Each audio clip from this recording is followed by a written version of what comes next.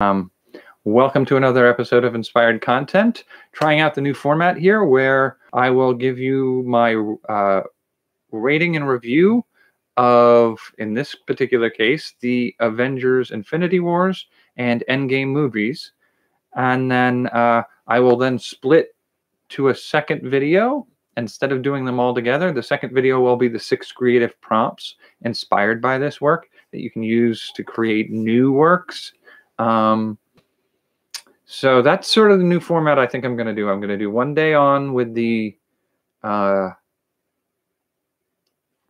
usually it's going to be mostly a rate and review, sometimes with some form of reaction for like books, board games, and other content like that. But going into this, for copyright reasons, videos I don't want to put up on here. I'm still trying to figure out views day nights where I view a movie. Still think syncing it up with me and watching it in parallel is the best way to do it. But right now, let's get into the discussion of Avengers Infinity War and Endgame. Is it the reference? Yes. Now, I had recorded a previous review of Infinity War when it first came out, and I think I lost that footage somewhere, and it just seems like a good time to put them together, because one of the things I'll say right out the gate with Infinity War was it left me hanging too much. It felt unfinished. It was like you came to the end, it was like, no, like you can't just drop it there. That's not okay. And I think the thing that surprised me most about Infinity War like that was that it was something that I knew going in was like, there's sort of like that mental hack you do when you go into a movie. It's like, oh, I've been here about an hour and 45 minutes, so I know roughly we've got 15 minutes to wrap up this movie. Like, no, the ending of Infinity War hit, and I'm like, wait, what? No, like, it hasn't been 2 hours yet. Like, this feels like the first third of a movie. Like, it can't be, that can't be the end. The rhythm is wrong for reaching an end at that point. That's not okay. And so I do think I did have a sense that there was going to be like a shocking ending. So I wasn't shocked when it happened. But I was still, I guess it's sort of down to the right technique. One of the things that I learned when I took some college courses on music was there are ways to set the music going so that it always leaves you unsatisfied, leaving you to follow up for the next verse. And I feel like that's what they did with this movie. Infinity War to me seems like a unsatisfied sequence that leaves you craving the tie-up, the ending. So that can be kind of risky to do in a movie. Like, I don't particularly care for a movie that sets you up with, oh, this is just the first in a part. And I think when I did my review of Captain Marvel, I felt like that movie was played very much like the first in a series. And so it really felt like the first act of a story of a character. And I think that was one of the things I would maybe say. I mean, I liked Captain Marvel, and don't get me wrong. I just think that's one of the things that you have to be prepared for going in. Otherwise, it sort of leaves you feeling like, you didn't give me a movie. You gave me an intro to a movie. Or an intro to a character is really what they were doing there. Now, I would say, since we're doing both movies right now, since we're doing Infinity War and Endgame, I felt it was really sort of like Endgame was good. I'll give you that. And quite frankly, I'm inclined to use my usual rating system, which is started as a joke, ended up being a rather complicated system of secret I don't know why it's secret, but my rating system is usually it would be something like a 7.3 out of a 7.7 or something like that for each of the movies. But I feel like, sort of like I've done with Star Wars movies in the past, I kind of have to say this gets a. I think I'm going to go along the lines of this gets a schwa out of a omega. I mean, it needs its own system. Like, you can't use these movies in a standard comparison. This, I feel, was some of the most impressive. And I can't tell you for sure how much of this was planned from the beginning of this 12-year franchise and how much of this was, oh, here's this thread we could tie in here. Like, how much of this was like things that were retconned to fit the major storyline that they pulled off for these two movies, and how much of it was like planned from the get-go. Like, I mean, there's certain aspects of it, and spoilers. If you're worried about spoilers, you should have left long before you entered this one. But we knew that for a lot of the characters, they'd been in it a long time. 10 years is a pretty good chunk of time to be invested in a franchise.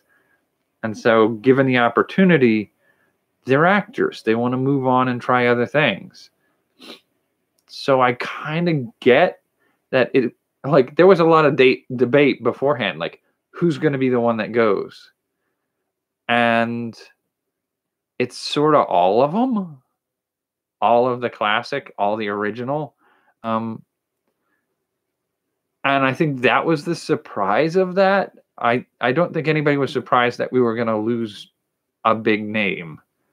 I think they were a little surprised that it was sort of like, oh, we're just wiping the slate clear of some of the ones that have been in it so long.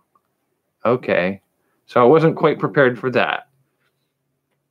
But overall, I feel like the way they organized this movie, there are things that you can do the nitpicky, like, there are other ways we could have done that, and the whole rules of time travel,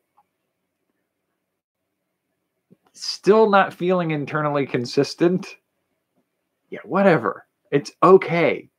Like, we have people walking around the screen that turn into giant green monsters, and people whose superpower is shooting a bow and arrow.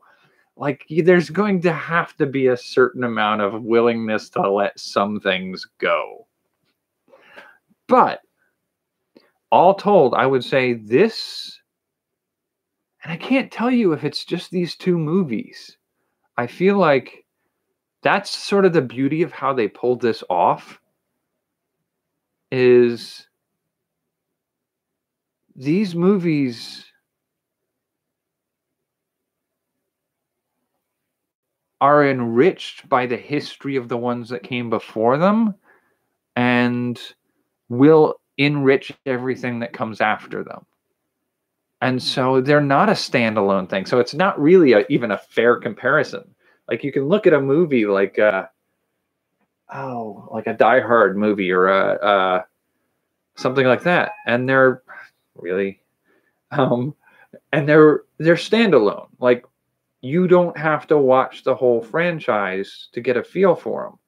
And there isn't the depth of universe building that you get out of the Marvel Cinematic Universe.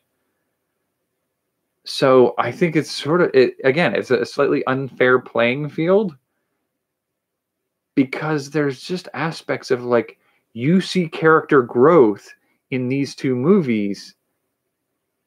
I don't know if it would have the same impact if we hadn't seen them in previous movies. But that being said, I do think I mean, it's hard. I still think I want to do a series of short intros, like 5 minute or less intros to each of the Marvel Cinematic Universe movies, mainly like so I can introduce my mom to them. I feel like over the whole series, you can kind of get the gist of some of them if somebody just summarized them for you, but there are key moments, there are key ones. And for me, those key movies include things like the Winter Soldier, where they're just plain good movies. The character arc, the world building, the sense of investment in the storyline, they're just really, really good movies. And I feel like Infinity War and Endgame are also really good movies on their own, but are built even further past that by the investment we get from those previous movies. It doesn't mean as much in Infinity War and Endgame to see the interaction between Captain America and Iron Man if you haven't seen Civil War and you haven't seen the fallout from that for the characters. But the movie's still good even if you don't get that. Like I'm assuming, because I can't come into Infinity War and Endgame without some of that holdover and the awareness of the situation for the characters. So yeah, overall, if you've not seen it, I recommend it. But I will add that I will recommend as part of the Marvel Cinematic Universe. I think that's where you're going to get the most out of it. And I think my lineup for that is probably going to be, you could see a summary or the previews or just sort of like a glazing over of most of them.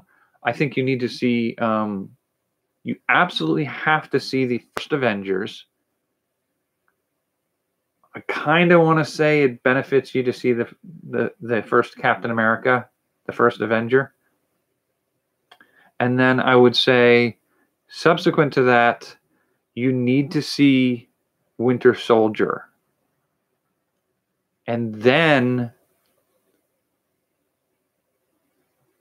I did sort of have a lineup that I thought was like key for doing this. And let's see what we got here.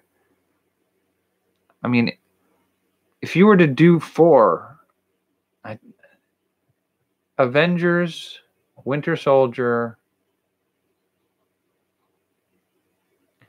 Okay, where are we? No, social media. There we go.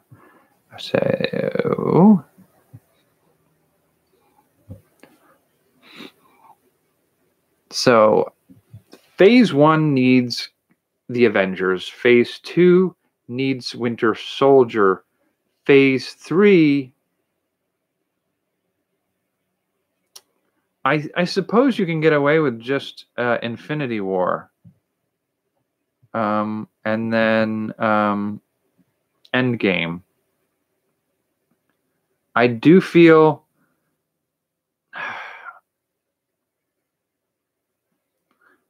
like you need to do some of the intro or discussion of the characters events. Like you need to understand what happened in Ant-Man and Wasp to understand Endgame.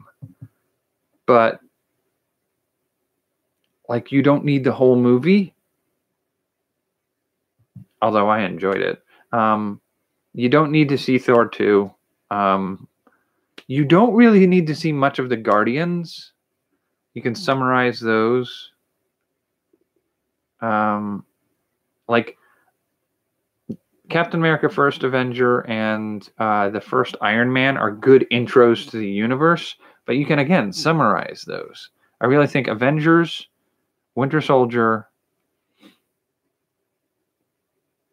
Infinity War, and Endgame with summaries in between. And I may do that. I may do a series of 5 minutes or less for each movie.